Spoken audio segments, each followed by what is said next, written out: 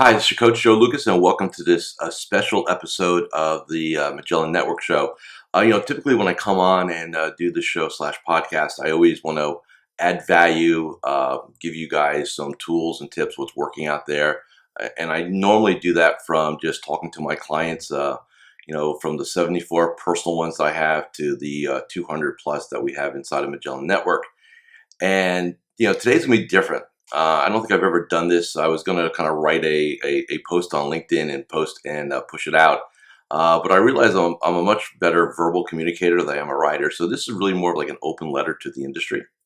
And I hope that if you've been listening or watching me for any length of time, you'll indulge me in this for the next 20 or so minutes.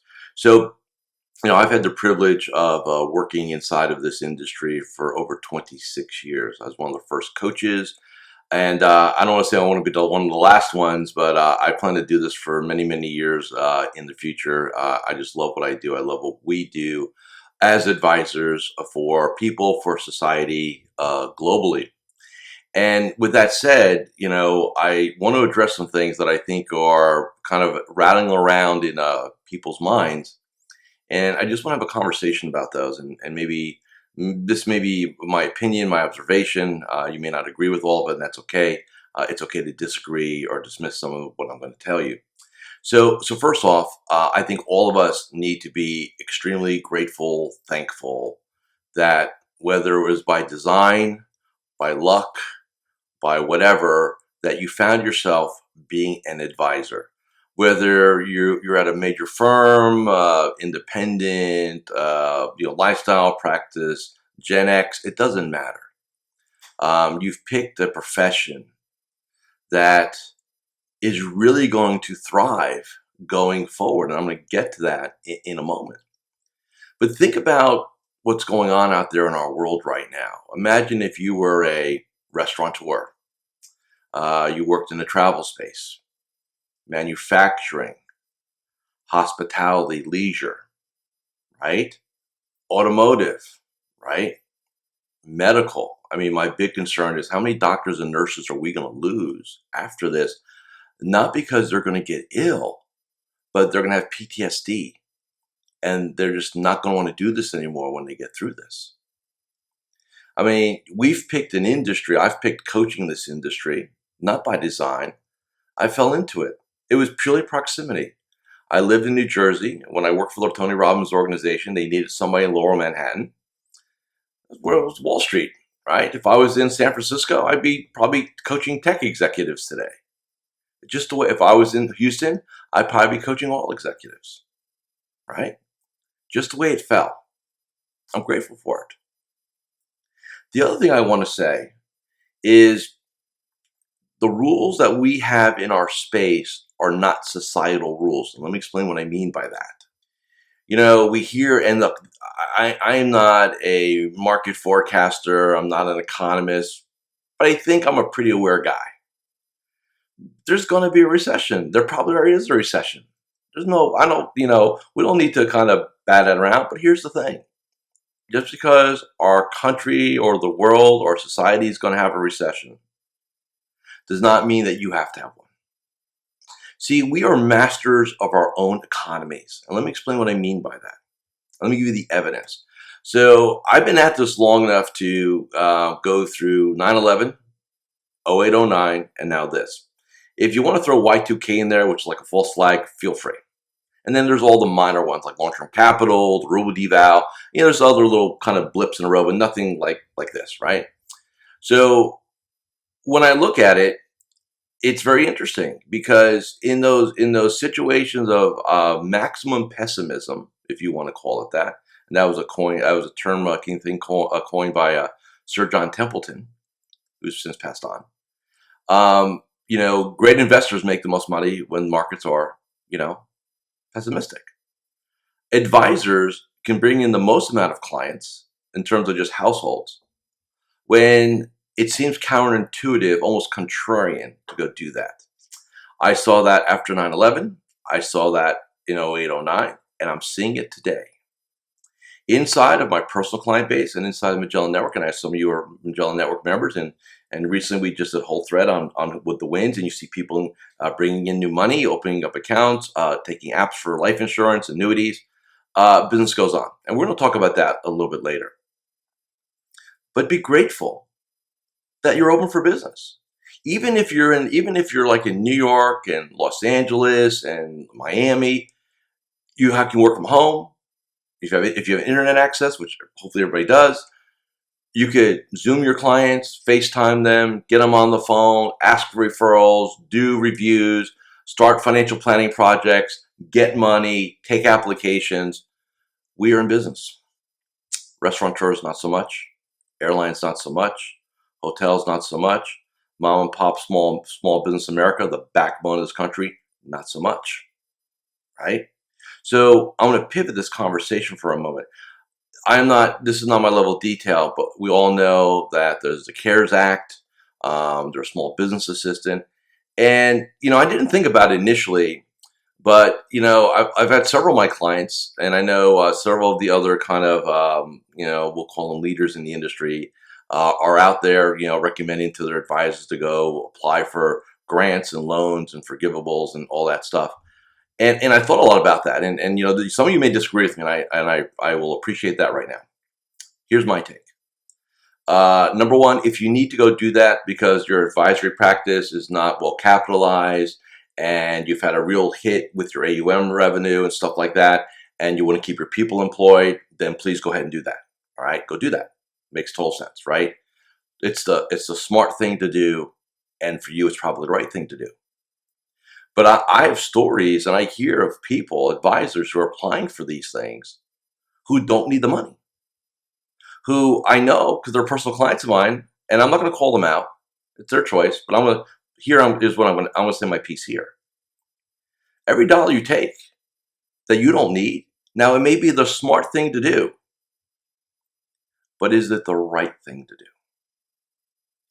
See, these programs are finite. There's only so many applications, only so many dollars, and the need's going to be greater than the resources.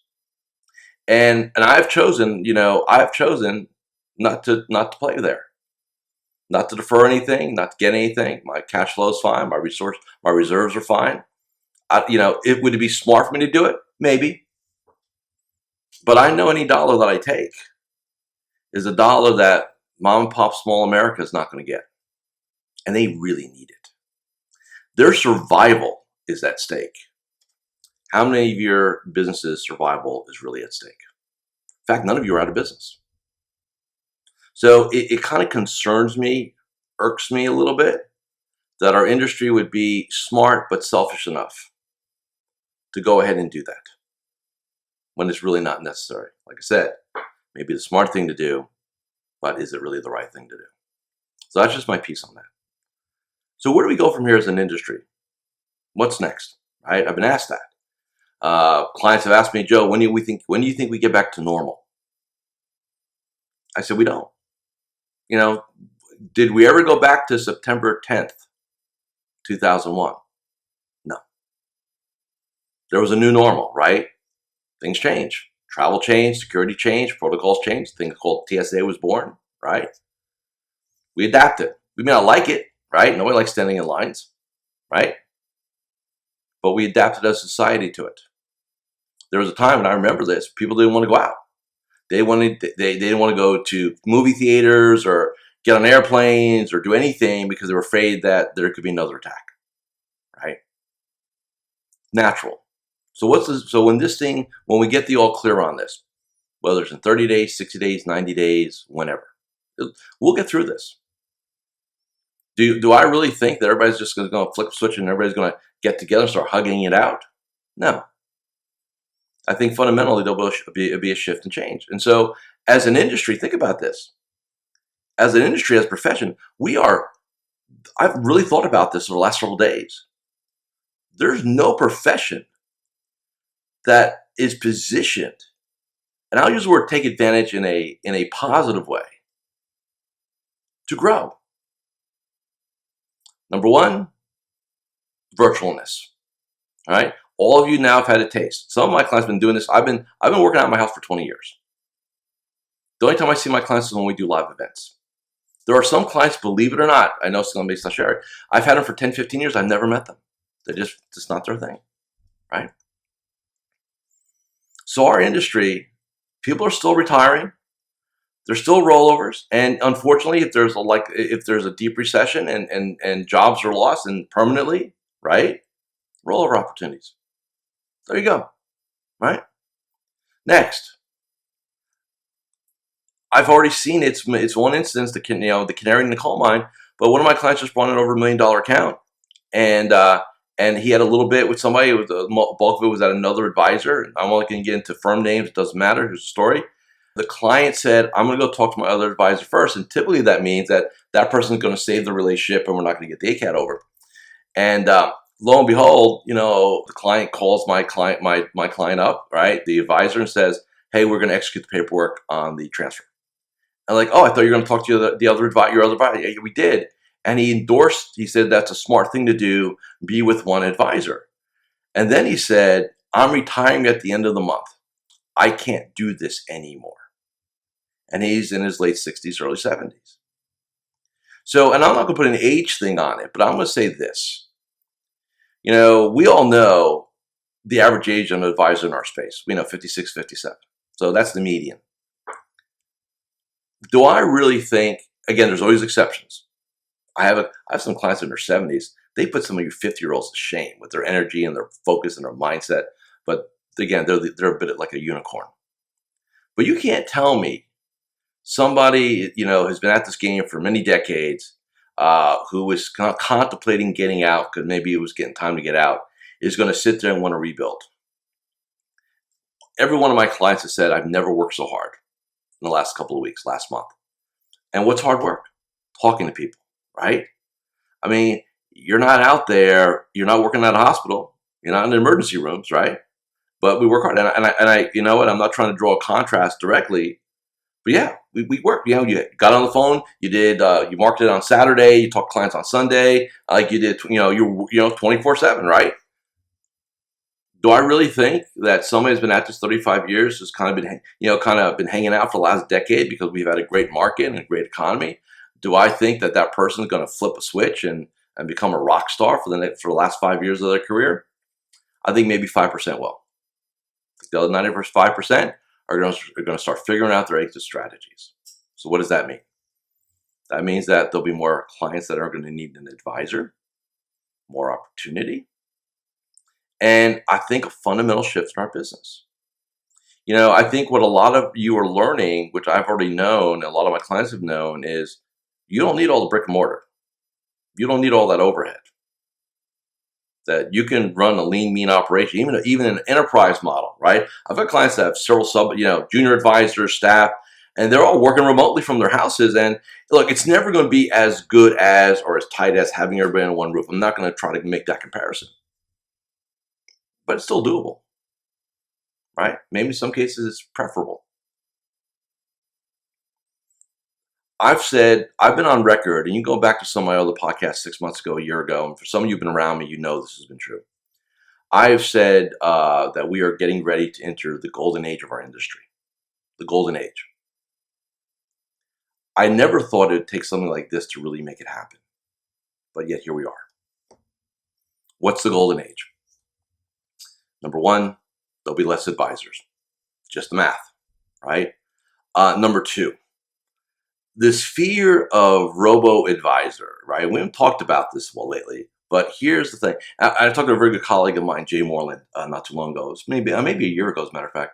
And we're having this conversation about the robo scenario. And he says, "I can't wait to see the next Black Swan event when what robo is going to call their clients, see how they're doing, right?"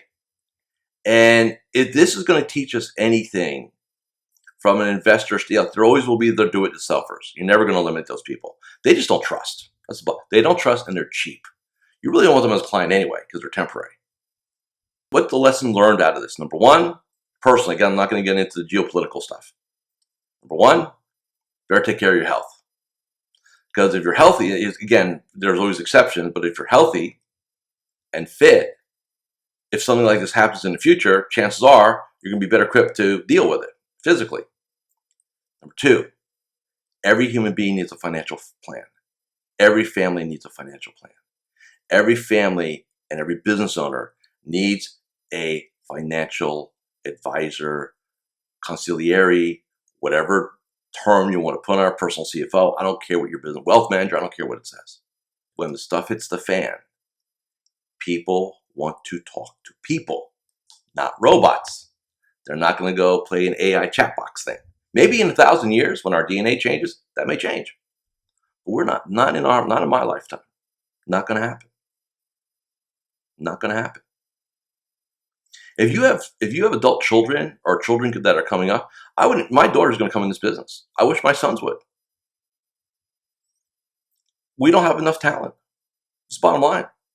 So show me an industry today, as we're recording this on the 8th of April, 2020. Show me another industry that can survive this, can thrive through it, has a shortage of talent, and a greater need because the boomers are retiring, population's going up. Show me that. It doesn't exist. I've looked. So for some of you who get up in the morning, like, woe is me, this sucks, all and so forth, a couple things. Number one, you're looking at this the whole wrong way. And look, I'm not saying this is not challenging times. I want you to think of it as like a test. I've conditioned all my clients, personal, Magellan Network, mentally, emotionally, that this is like a 100-mile marathon.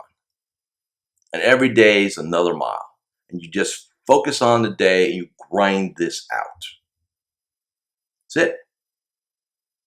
You make it happen. This is just a wonderful industry to be in. Remember that.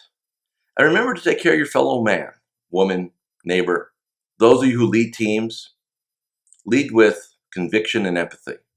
Our industry has a very big shortage of leaders. I've been checking with my clients. Look, and I've got clients in all major firms, whether I should or not, because some places I'm not going to approved, which is another topic for another podcast.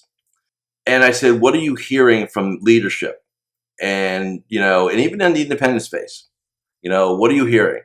And stuff's coming out weeks late, no real direction. One firm, which I'm not going to name, even though I really want to, told their advisors, hey, if you want to pay your assistant to make sure they're okay, feel free. We're not doing it, but we'll be happy to take 60% of your revenue for the privilege.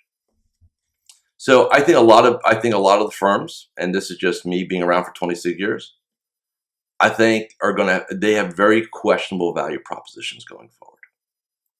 Because I think what a lot of advisors are going to realize is we don't need Big Brother to do this. I'm working out of my house. It's not so bad. I think the value proposition for a lot of firms is going to need to be looked at. And I think you're going to see a lot of advisors go do their thing independently because it makes sense to them. They'll be closer to their families. They won't have to commute. I think societally, we'll look at everything as what is truly important here, right? Is a 1-hour commute each way to give 50-60% of your top line rev to deal with all the corporate BS? Is that something I want to do for the next 20 years? I think that'll be a very interesting question for a lot of people in the space, right? And I also want to just say to some of you younger advisors who have not been through anything, I've got a number of you, we'll call them post 2010 or post 2009, who have never really gone through a black swan event. Maybe it's a multiple swan event here. And you don't have any basis for this. You went around in 08, 09. You definitely went around in you're in diapers in 2001. You've got to understand that these things happen. And I'm going to say this right now. It's not going to make a lot of you happy. If you think, oh man, once we get through this, we'll be in clear sailing. There'll be something else. I don't know when. I don't know what. But there'll be something. You know why? Because there always is. Look at history. 1927, 1941. I mean, you can go through history and just find these events, right? There's no timing, obviously, but they're going to be there, right? Should you plan for them? Yes, right? If you're running your business at like zero profits, like you need, because You make X and your lifestyle is X because you didn't say business and I'll do business. I'll keep lifestyle here, so I have margin. One of the things I think a lot of you've got to consider, what I've considered is, you got to be economically in a situation where you can lose 40% of your revenue top line for, let's say 2 or 3 quarters and fund everything. Your marketing, your overhead, your people, your personal development, everything. Like you should not be living on the edge like that, right? So like I said, if you need to go get that government assistance stuff because that's you're in that situation, I understand that, go do it. But if you don't take it for somebody else. Just don't. It's un-American in my mind. What I want you also to do is, no matter how things go on, the news over the next couple of weeks, whatever, wake up with gratitude that you picked this profession, that you can create your own economy. That, as I'm recording this today, inside the Magellan Network, we have a daily board. I do a video every day. And when I've asked, it's Wednesday, so it's Challenge Wednesday. And I've asked every member to post their wins. And you know what we're seeing on the boards? Got 5 referrals, opened up 2 clients, 8 cat in $1 million, took 3 life insurance applications, got 5 introductory phone calls from my LinkedIn connections. Story by story by story by story, distinction upon distinction of growth, of success, of moving things forward. You have a choice. Like I've said in some of these other episodes, victim or victor. You pick, right? I want to thank you for indulging me today. I know this is not a typical episode, but I felt like I've got to get some things off my chest. Remember, there's no greater profession right now to be in other than maybe being a doctor and a spiritual leader. Remember, I've said this, and you can go back and look. I've always said advisors are part of the troika. Spiritual advisor, health advisor, financial advisor. Let's go earn that. Thank you for listening. Thank you for watching this episode of the Magellan Network Show. So there you have it. If you really enjoyed watching this episode, go ahead and subscribe to the Magellan Network Show with Coach Joe here on YouTube. And remember, I'm always here to help you become a better entrepreneur, business owner, and financial advisor. With that, I'll see you next time on the Magellan Network Show with me, Coach Joe. Take care and goodbye.